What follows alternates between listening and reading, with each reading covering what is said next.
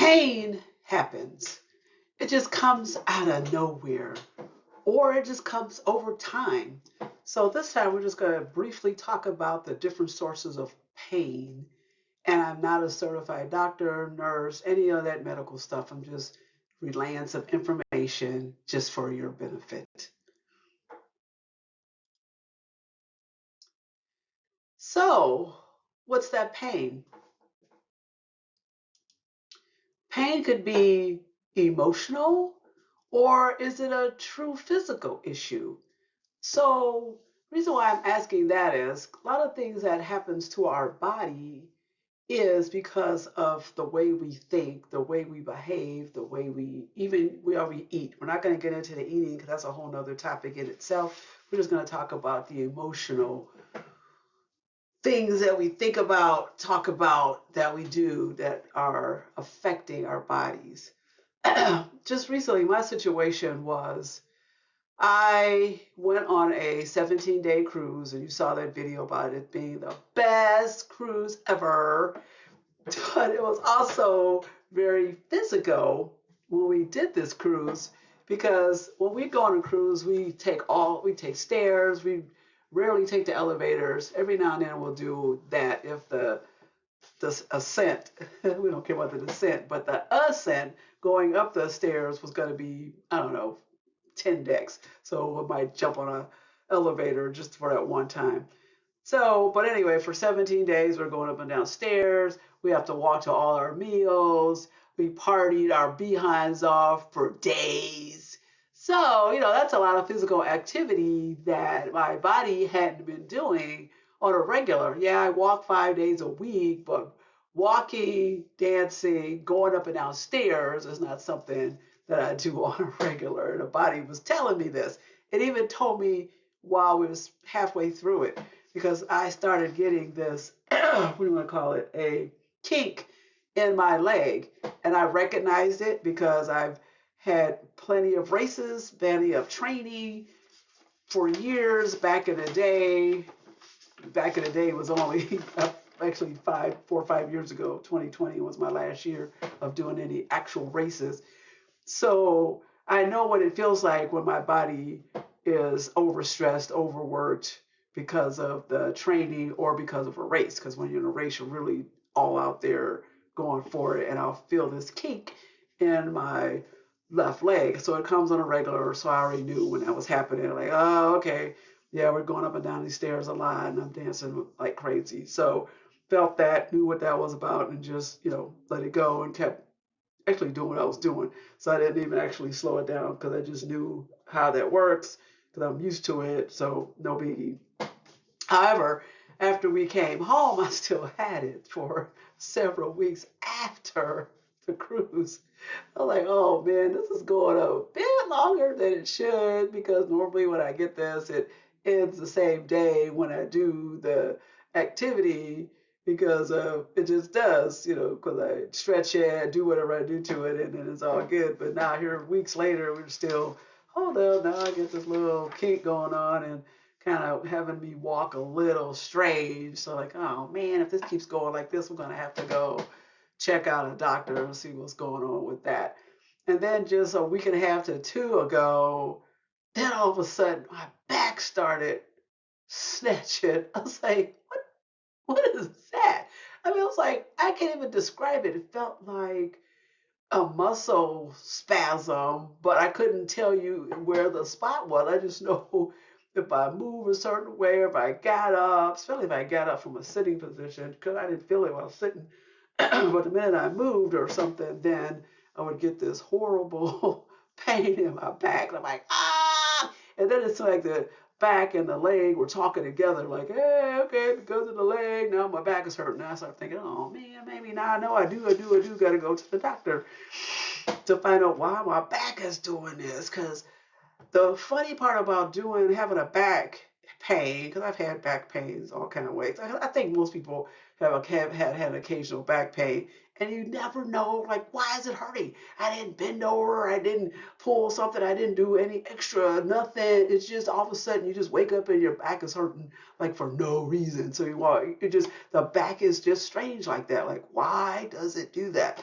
So I thought, okay, here's another one of these strange situations of why my back is doing this, and I hadn't done anything because now I'm home just doing my regular. So I don't know. So then I have this emotional pain chart hanging in my kitchen, and I've had it for quite a while, years. And this emotional pain chart goes through all the different pains and stuff that you have in your body that may be caused because of emotions. So I looked at it and I'm like, okay, I got this lower pain in the back, and on this chart it says fear of money, lack of financial support. So I was like, no, that's not my situation. I mean, yeah, I'm broke and I need money, but that's not my issue because, I just don't have a lot of money normally. So, but this fear of money, lack of financial support. So I'm like, I'm not having any financial thoughts or whatever. Then a few days after I saw that, then I started thinking, hold up. Maybe I am, because for the last few weeks, I have been researching on the internet. Yeah, it's just basically on the internet, different company insurances, like for auto and car, because our house insurance from the company that we're with, they're no longer doing the house insurance. So either we have to go with this other company that's affiliated with them, or get your own. And so I've been doing my due diligence and researching other locations to see what a bundle plan of auto and car might be with other companies, and even went back to one of the ones we did before we got this particular company. So with all that research, because I've never done it before, usually when we have insurance, we usually got it through an agent and didn't have any of this thing. So we've only had a few companies over our entire 50 years of marriage, and one of them we've had for 30 plus years until the guy retired, and that's when we started maybe thinking about other locations because we were really loyal to that guy as opposed to the company itself, and ended up with this one that is changing our plan by taking the house insurance out. So that's the only reason why I look. So, because I don't like going through all that research, and it was stressing me out because the numbers were crazy. Like, what? These people want what for car? They want what for house? Are you nuts? And then I'm changing stuff to modify because we like having the lowest deductible as possible, and prices for lowest deductibles through the roof. But we're not trying to have high deductibles for car in particular. The house is another story. That's just a biggie anyway. But how often do you claim for a house? But the car, it's what a car insurance is almost guaranteed. It's not when. If you're going to have an accident, it's going to be when you have an accident. So you got to be ready to pay that deductible, whatever that is, when it happens, whether it's your fault or not. So that was stressing me out. So then I said, wait, maybe that's it, because that is a financial hook. Trying to figure out how much we're gonna pay, and the research I did was deep because I did a whole lot of different companies, and it was just my brain was damaged. So once I realized that, I said, hold up, that's it right there. I said, okay, God, let me just pray, let you help us decide who's going to get what on what plan. We're still haven't made a decision. It's getting ready to come because we got to get it done in a week or so. I'm hoping by the end of this week we'll be made a decision on who, where, what we're going to do as far as who's going to get our bundled plan for our home and car. But once I made that decision, gave it to God, my back hasn't been hurting. I'm sitting here right now, I'm like, see there. So if I had went to a doctor and had started either taking drugs or taking some therapy or something, when all it is, it was just an emotional thing. So once I realized that, I was like, wow.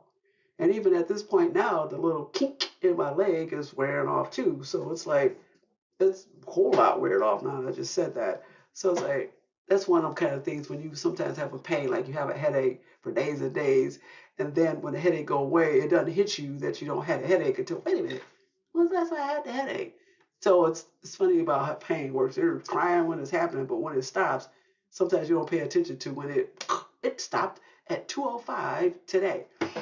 All right, so let's just briefly go over this little pain chart just so you can see it. If you could, or I hope you could read some of this. But it talks about if you got a pain in the neck, you're refusing to see other sides of the question, and you have stubbornness and inflexibility. Then it talks about the shoulders. Shoulders represent our ability to carry our experience and our life joyously. We make life a burden by our attitude. I know a lot of times I used to have stiff shoulder pains, and I knew I was just carrying more than I needed to, or just being stubborn about something. So the spine goes into three spots. The one I already told you about the lower one. So the upper one is talking about the lack of emotional support, feeling unloved, holding back love. And then the middle part, you have pain there, you have guilt. You're stuck in the past, saying, get off my back, literally. So that's deep there if we're holding on to stuff. Because we know when you hold on to stuff, that's not good for our body anyway. And then the elbows represent changing directions and accepting new experiences. Hmm. Then the wrist represents movement and ease. The hips is a fear of going forward in major decisions, nothing to move forward to. That sounds kind of sad, having hip pains and you're in pain because you have a fear of moving forward, making a decision because there's nothing to move forward to. The knees are just stubborn, pride and ego, inability to bend, fear, inflexibility, and just won't give in. Then the ankles are display pain because of inflexibility and guilt. Ankles represent the ability to receive pleasure. That's kind of deep, meaning that you are refusing or not taking in any pleasure. So your ankles is going to hurt. Then the bunions, this was kind of interesting. I thought bunions indicates here a lack of joy in meeting experiences in life. Like, what? When I think of bunions, I think about, okay, maybe it came from rubbing the shoes rubbing on your feet or whatever. But this is interesting. Lack of joy in meeting experiences in life. So then they're over here on the other side, on the left, right side, bottom, they talk about other little connections that these are real life ailments and what their causes could be from. Of course, all of these ailments, you would need some treatment, whether it's therapy or something to help relieve that. So I talk about arthritis. Of course, living in the North, we get arthritis all the time. So that's just the nature of the beast. But arthritis, feeling unloved, criticism, resentment, bone breaks, fractures, rebelling against authority. Bursitis represents anger. That's deep because bursitis is painful. Inflammation, fear, seeing red, inflamed thinking. Joint pain represent changes in direction in life and the ease of these movements. Loss of balance, not centered, scattered thinking. Sciatica, being hypocritical, fear of money and or the future. Ooh, slip disc, indecisive, feeling totally unsupported by life.